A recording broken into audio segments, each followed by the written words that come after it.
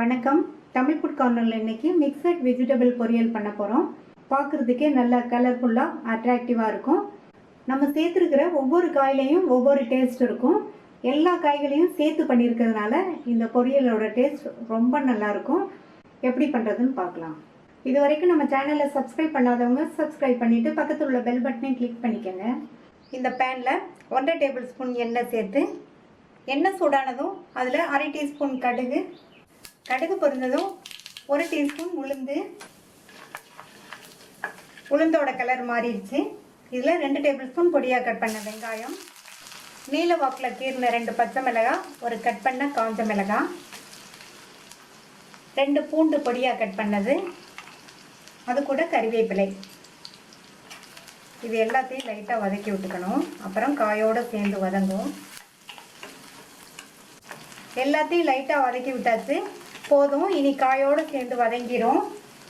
அடுத்து இது கூட 1/2 கப் அளவுக்கு பொடியாக கட் பண்ண பீன்ஸ், 1/2 கப் ஃப்ரெஷ்ஷான பச்சை பட்டாணி, 1/2 கப் காலிஃப்ளவர் க்ளீன் பண்ணது. காலிஃப்ளவரை இந்த சைஸ்க்கு கட் பண்ணிக்கோங்க, கரெக்டாக இருக்கும். 1/4 கப் உருளைக்கிழங்கு தோல் சீவி தண்ணியில் போட்டு வச்சுருக்கேன், அது சேர்த்துடலாம். தண்ணியில் போட்டு வச்சிடணும், அப்போ தான் கருத்து போகாமல் இருக்கும். 3/4 கப் அளவுக்கு கேரட். சேர்த்த காய்களையெல்லாம் நல்லா ஒரு பரட்டி விட்டு எண்ணெயிலேயே 2 நிமிஷம் வதக்கணும்.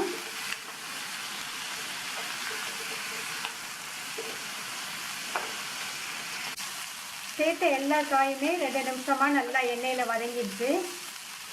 இதில் 1/4 கப் போல் தண்ணி சேர்த்து இந்த பொரியலுக்கு தேவையான அளவு உப்பு சேர்த்துட்டு நல்லா ஒரு தடவை கலந்து விட்டுறலாம். தண்ணி இந்த அளவு போதும். சப்போஸ் தேவைப்பட்டால் அப்புறமா கொஞ்சம் தெளிச்சுக்கலாம். மூடி போட்டுடலாம். காய் கரெக்டாக வெந்து வரட்டும். ஸ்டவ்வை மீடியம் ஃப்ளேமில் வச்சுக்கோங்க. அப்பப்போ திறந்து பார்த்து கிண்டி விட்டுக்கணும். 5 நிமிஷம் ஆச்சு. சேர்த்த எல்லா காய்களுமே கரெக்டாக வெந்திருக்கு.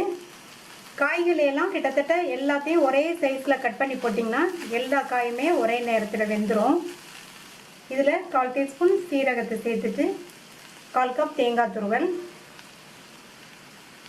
நல்லா ஒரு தடவை மிக்ஸ் பண்ணி விட்டுடலாம்.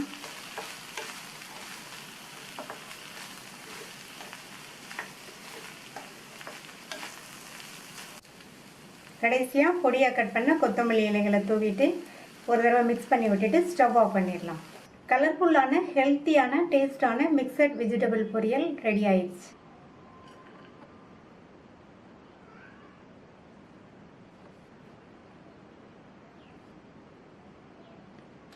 நீங்களும் ஒரு தடவை இந்த டேஸ்டான மிக்சட் வெஜிடபிள் பொரியலை ட்ரை பண்ணி பார்த்துட்டு உங்கள் கமெண்ட்ஸை சொல்லுங்கள். தேங்க்யூ.